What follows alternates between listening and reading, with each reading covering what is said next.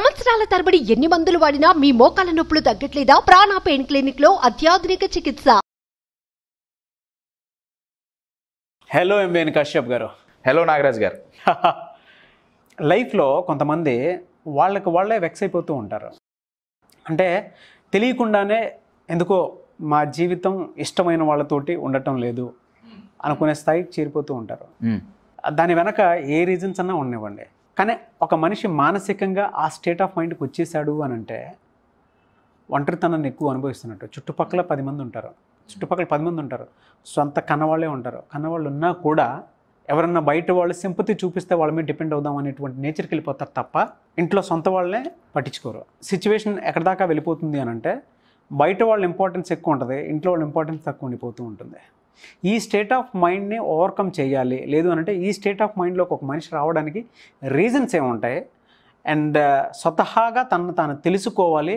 And చుట్టుపక్కల ఉండేటువంటి environment కూడా సహకరించేలా ఉండాలి, వాళ్ళు కూడా తెలుసుకోగలగాలి. సో తను ఈ ఫలానా విషయంలో బాధపడుతున్నాడు, ఖచ్చితంగా ఓవర్కమ్ అవ్వాలి, మన సపోర్ట్ ఖచ్చితంగా ఉండాలి అనుకునేటువంటి స్టేట్ ఆఫ్ మైండ్ కూడా వాళ్ళు రావాలి. సో ఈ వీడియోలో అటువంటి సిచ్యువేషన్ని ఎలా బ్రేక్ చేయొచ్చు అంటారు, ఎలా ఓవర్కమ్ అవ్వచ్చు అంటారు? అటువంటి సిచ్యువేషన్ ఫస్ట్ అసలు ఎందుకు వస్తుంది? మీరు అన్నట్లు ఇంట్లో కామన్ అయిపోయింది. ఇంట్లో వాళ్ళతో నేను ఇది కావట్లా, బయట వాళ్ళతో నేను సింపతి కోసం నేను బయట ఎదురు చూస్తున్నా. మీరు అన్నట్టు that's a very powerful thing అండి. దీనికి కారణం సైన్స్ ఏంటంటే దీని పేరు లా ఆఫ్ ఫెమిలియారిటీ. అంటే టూ మచ్ ఫెమిలియర్ అయిపోయాం. ఒక ఎగ్జాంపుల్ చెప్తాను. మీరు ఇప్పుడు కొత్త కారు కొన్నారు, కొత్త కారు కొని ఎక్కడికో వెళ్ళారు, కారులో first day or second day, car కొన్న second day or third day park చేశారు, పని చూసుకొని వచ్చారు. డోర్ తీస్తుంటే ఆ పక్కన చిన్న స్క్రాచ్ కనిపించింది, గుండెల్లో రాయి. Yes or no? అబ్బా స్క్రాచ్ పడింది. ఎవడు పెట్టాడు? కొత్త కారు, అసలే కొత్తది. ఎవడన్నా దొరికితే పట్టుకుంటాం, ఏదో నడుస్తుంది, అయిపోయింది. మళ్ళీ వారం 10 రోజులు మళ్ళీ ఎక్కడికో పోయారు, లేదా మీరు కారు తుడుస్తున్నారు, ఇంకో చోట స్క్రాచ్ కనపడింది, మళ్ళీ సెకండ్ స్క్రాచ్, మళ్ళీ కదా కోపం, బాధ. ఎందుకు? కొత్త కారు. ఓ నెల రోజులు అయింది, ఇప్పుడు ఓ డెంట్ పడింది. డెంట్ పడింది, మొన్న స్క్రాచ్, ఇవాళ డెంట్. ఎందుకు? కొత్త కారు.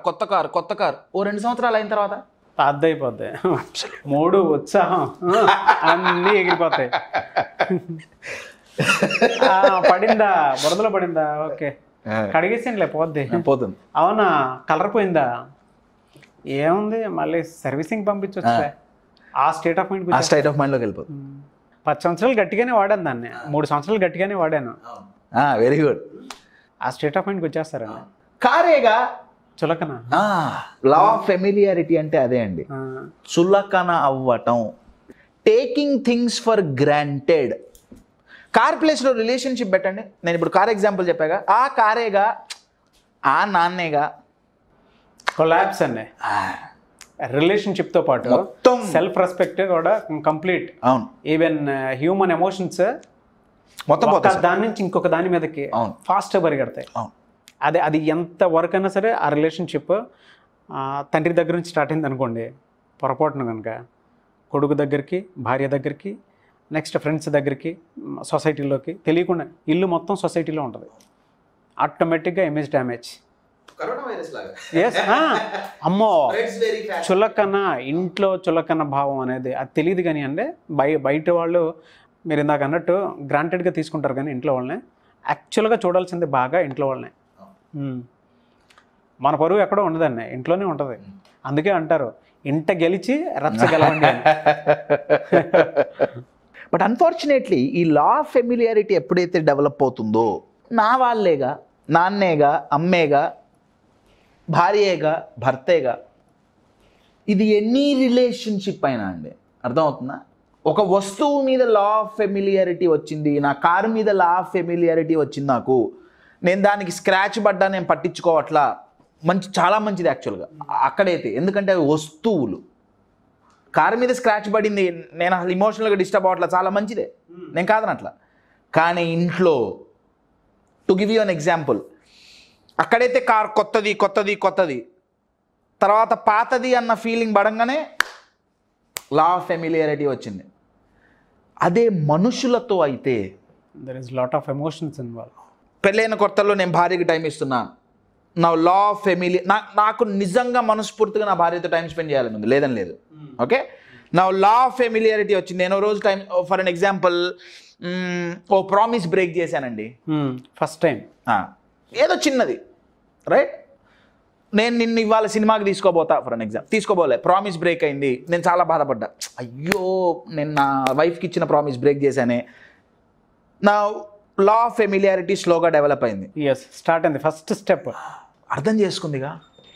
అంటే వైఫ్ అర్థం చేసుకోవద్దు అని ఇండైరెక్ట్గా నేను మెసేజ్ చేయట్లేదండి, అది ఇంకా dangerous.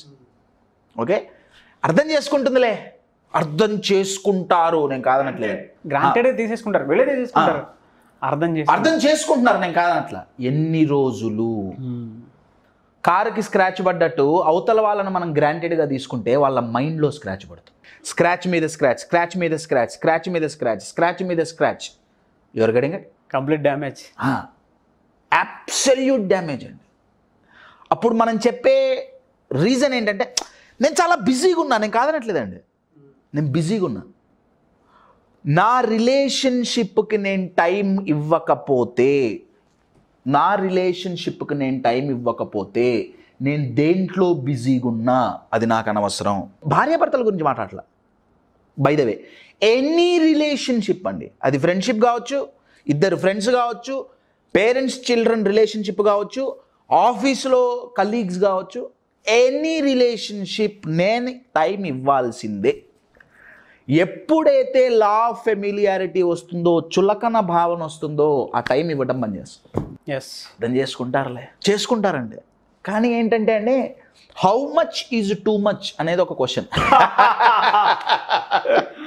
Exactly bro, how much, ఎంత ఎరగొట్టేశారు, అది ఎంత దూరం. Too much.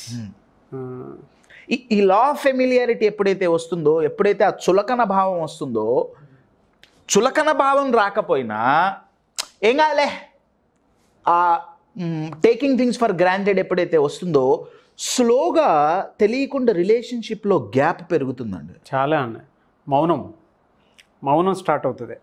గ్యాప్ పెరిగింది. నా ఇక్కడి నుంచి ఇక్కడ 2 ఇవి ఉన్నాయండి, ఇక్కడి నుంచి ఇక్కడికి దూకాలి ఈజీ, ఇప్పుడు ఇంకా కష్టం. గ్యాప్ పెరిగిన కొద్దీ ఇటు నుంచి ఇటు జంప్ చేయటం కష్టం. ఇద్దరి వ్యక్తుల మధ్య గ్యాప్ పెరిగిన కొద్దీ వీళ్ళ ఇమోషన్స్ని, వీళ్ళ ఫీలింగ్స్ని వీళ్ళు అర్థం చేసుకోవటం కూడా చాలా కష్టం అవుతుంది. ఎందుకంటే ఈ ఫీలింగ్స్ ఇటు ట్రాన్స్ఫర్ అవ్వటానికి మధ్యలో చాలా గ్యాప్ పెరిగింది. ఆ గ్యాపే చులకన భావన, లా ఆఫ్ ఫెమిలియారిటీ. ఎస్. అయితే సార్, లా ఆఫ్ ఫెమిలియారిటీ ఉండటం వల్ల ఇప్పుడు ఇద్దరి మధ్య, ఇప్పుడు for an example wife and husband మధ్య లా ఆఫ్ ఫెమిలియారిటీ ఉంది, దూరం పెరిగింది, అది అక్కడితో ఆగదండి. ఈ లా ఆఫ్ ఫెమిలియారిటీ ఎంత పెరిగితే, ఎంత చులకనగా తీసుకుంటే, స్లోగా ఏమవుతుందంటే థర్డ్ పర్సన్ రిలేషన్షిప్లోకి ఎంటర్ అవుతాడు. ఎగ్జాక్ట్లీ అన్న. I will give you an example. Sure. For an example అండి, ఇక్కడ 2 కప్పులు ఉన్నాయి, ఓకే, భార్యాభర్త అనుకుందాం. రిలేషన్షిప్ స్టార్టింగ్లో బయట నుంచి ఈ కప్పు థర్డ్ వ్యక్తి, ఈ ఇద్దరి మీద డామినేట్ చేద్దాం అనుకుంటే, ఇన్వాల్వ్ అవుదాం అనుకుంటే వాళ్ళు నిలబడ్డు. అవును, ఎంత నిలబడదాం అనుకున్నా నిలబడలేడు. ఇక్కడ లా ఆఫ్ ఫెమిలియారిటీ లేదు, ఫస్ట్ స్టెప్లో ఏం లేదు. ఫర్ అన్ ఎగ్జాంపుల్, స్లోగా లా ఆఫ్ ఫెమిలియారిటీ డెవలప్ అవుతుంది, స్లోగా ఆ చులకన భావన డెవలప్ అవుతుంది. నా ఈ పేపర్ ఫోల్డ్ అవుతుంది, ఓకే అండి. రిలేషన్షిప్ అనే పేపర్ స్లోగా ఒకదాని తర్వాత ఒకటి, ఒకసారి చులకన భావన వల్ల గొడవలైనాయి, మిస్అండర్స్టాండింగ్స్ అయినాయి. నా ఇవి మల్టీ ఫోల్డ్స్ అయిపోయినాయి, ఒకదాని తర్వాత ఒకటి, రైట్. నా ఇటువంటి స్టేట్ ఆఫ్ మైండ్లో ఇద్దరు భార్యాభర్తలు ఉన్నప్పుడు అవతల వాడొచ్చి ఒపీనియనే కాదండి, దాని మీద హాయిగా నించుంటాడు. వాళ్ళ అడ్వాంటేజ్ తీసుకుంటారండి, ఒక్కొక్క ఫామ్ చేసుకుంటారు, బిల్డ్ చేసుకుంటారు. ఎన్ని ఎక్కువ ఫోల్డ్ అయితే అంత ఎక్కువ ఇది హోల్డ్ చేయగలుగుతుంది. అంతమంది చుట్టుపక్కల ఉండేటువంటి వాళ్ళు ఎంటర్ అయిపోతారు. వెరీ గుడ్ పాయింట్ అండి. ఇది ఒక కప్పు కాదు, ఇప్పుడు దీనిపైన నేను 3-4 కప్పులు పెట్టచ్చు. అవును. కారణం ఏంటి? స్లోగా ఇద్దరి మధ్య లా ఆఫ్ ఫెమిలియారిటీ పెరిగింది. నా ఒకళ్ళ మీద ఒకళ్ళకి చులకన భావం పెరిగింది. నా స్లోగా అవతల వాళ్ళు వీళ్ళ ఇమోషన్స్ని అర్థం చేసుకుంటారు, గమనిస్తారు వీక్ పాయింట్ ఎక్కడుంది. ఇప్పుడు కార్లో వీళ్ళిద్దరు ప్యాసింజర్ సీట్లో ఉన్నారు, వీళ్ళు డ్రైవింగ్ సీట్లో ఉన్నారు. వాడే నడుపుతాడు బండి మొత్తం. వీళ్ళ రిలేషన్షిప్ మొత్తం ఈ బయటవాడు నడిపించినట్టే నడుస్తుంది. మూడో వ్యక్తి ఇన్వాల్వ్ అయితే ఎలా ఉంటుంది? అయితే ఇక్కడ ట్విస్ట్ ఏంటంటే అండి, మూడో వ్యక్తి ఇన్వాల్వ్ అయితే, ఇప్పుడు ఫర్ అన్ ఎగ్జాంపుల్ హస్బెండ్ని ఈయన ఇన్ఫ్లుయెన్స్ చేశాడు, రైట్? భార్యకి అది ఇష్టం లేదు. లేదా భార్యని ఇంకొక వ్యక్తి ఇన్ఫ్లుయెన్స్ చేశాడు, హస్బెండ్కి ఇష్టం ఉండదు. వీళ్ళిద్దరికీ తెలియకుండే మూడో వ్యక్తి ద్వారా ఇన్ఫ్లుయెన్స్ అవుతుంటారు. అవును. అరే మనం ఎందుకు రాణిస్తున్నాం? ఎందుకంటే మనం చులకన భావన, లా ఆఫ్ ఫెమిలియారిటీ పెరిగింది. నా భార్య తన బాధ నాకు వచ్చి చెప్పుకుంటుంటే నేనేమనుకుంటున్నా, నా భార్య నా మీద ఎప్పుడు కంప్లైంట్ ఇస్తుంది. ఎస్. ఫర్ అన్ ఎగ్జాంపుల్ నేను టైం స్పెండ్ చేయట్లే, లా ఆఫ్ ఫెమిలియారిటీ పెరిగింది, ఏం కాదు అర్థం చేసుకుంటుంది. నేనేమనుకుంటున్నా, నా ఎప్పుడు నా భార్య కంప్లైంట్ ఇస్తుంది నా మీద. ఆర్ ఉల్టా, హస్బెండ్ భార్య మీద complaint. So next third person దగ్గర మా ఆయన నాతో టైం స్పెండ్ చేయడు, లేదా మా ఆవిడ నేను చెప్పింది విందు, థర్డ్ పర్సన్ దగ్గరికి వెళ్ళంగానే ఛాన్స్ ఇచ్చాం. ఎస్. నెత్తికెక్కి కూర్చుంటారు. నిజం. నెత్తికెక్కి కూర్చోవటం అసలు వాళ్ళ జీవితాన్ని మనం డ్రైవ్ చేస్తాడు కూర్చొని. వాళ్ళిద్దరిని తెలియకుండా ఇద్దరే ఎమోషన్స్ తోటి ఆడేసుకుంటాడు. చాలా పెద్ద క్రైమ్ సబ్జెక్ట్ అండి. అవునండి, టు బి ఆనెస్ట్ పెద్ద క్రైమ్ సబ్జెక్ట్ ఇది. అందుకే జీవితాలు ఒంటరిగా మిగిలిపోవడానికి కారణాలు అవే అనుకుంటారు. అవునండి, భలే క్యాచీ పాయింట్ చెప్పారు. ట్రూ. ఇదంతా జరగటానికి కారణం ఏంటి? ఈ పేపర్ నార్మల్గా ఈ పేపర్ పైన ఈ కప్పు నిలబడగలుగుతుందా? నిలబడలేదు. ఎప్పుడైతే ఈ పేపర్ ఫోల్డ్ అయ్యిందో అప్పుడే ఈ కప్పు నిలబడగలిగింది. అవకాశం వాళ్ళు ఇచ్చుకుంది. అబ్సల్యూట్లీ. ఏం జరిగినా ఆ ఇద్దరి మధ్య ఇంకొక ఇన్వాల్వ్మెంట్ వచ్చిందా? As a suggestion, that's a different thing అండి. మా ఇద్దరికి ఏం చేయాలి అర్థం కావట్లేదు, తెలుసుకోవడానికి ఇంకో దగ్గరికి వెళ్ళాను, that's great, fantastic. But law of familiarity, చులకన భావం పెరిగిన కొద్దీ కంప్లైంట్లు ఎక్కువైతాయి. కంప్లైంట్లు ఎక్కువైనప్పుడు అండి, నాకు నా వైఫ్ మీద కంప్లైంట్ ఉంటే నేను నా వైఫ్తో కూర్చొని మాట్లాడలా. అవును. ఫర్ అన్ ఎగ్జాంపుల్ నేను మీ దగ్గరకు వచ్చి కూర్చొని మాట్లాడుతున్నా, అలా వైఫ్కి తెలియదు కూడా. It's a game, psychological game between two brains, two minds, what ever. Very powerful statement sir, between two brains and two minds. So in short my dear friends, law of familiarity అంటే taking things for granted. అదేగా ఎప్పటి నుంచో ఉందిగా అనే భావన, right? అది ఎంత పెరిగితే రిలేషన్షిప్లో దూరం అంత పెరుగుతుంది. ఇంకొకళ్ళకి మనం ఛాన్స్ ఇచ్చిన వాళ్ళం అవుతాం. లా ఆఫ్ ఫెమిలియారిటీ పెరగకూడదు అంటే స్టార్టింగ్లో ఎప్పుడు లా ఆఫ్ ఫెమిలియారిటీ ఉండదు. ఎందుకంటే కొత్తది అనే భావన, ఆ కొత్తదనం ఉన్నంత కాలం నిత్య కళ్యాణం పచ్చతోరణం అంటాం కదా. అవును. తిరుపతిలో వెంకటేశ్వర స్వామికి రోజు కళ్యాణం చేస్తారు. ఆ రోజు చేసే కళ్యాణం ఏమైనా వదిలేస్తారా? లేదు. రోజు సేమ్ ప్రొసీజర్